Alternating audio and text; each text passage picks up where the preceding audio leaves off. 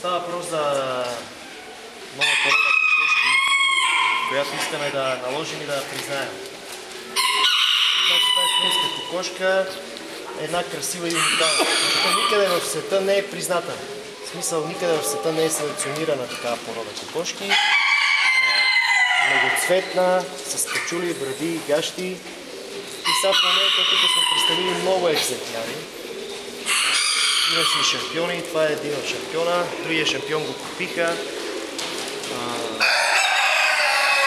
Значи тази кокошка в цяла България се отглежда.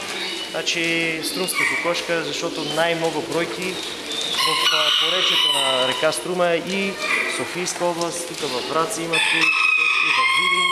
Има, различават се по тип и големина, но общо взето средния вариант ще бъде прият за стандарт. Значи стандартът е написан от комисия и постепенно ще бъде признат. Значи нещо особено за тази порода кокошки в самия стандарт. Ето виждате специфичния качул, който е розовиден. Значи представява горе-долу една разцъфтана роза.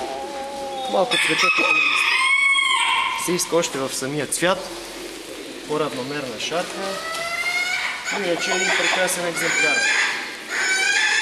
С големи гащи, огромна шапка, много гъст зъбул. Предполагам, че до 5 години, може би тази кокошка ще бъде една от красивите признати породи и за Европа. Но трябва, разбира се, голема селекция, много поритост, финанси, не на последно място. И това ще стане. Както са признати други европейски и световни породи, и това ще бъде признато. Само трябва упоритост. И така. Може още неща да се казват, но на този етап това.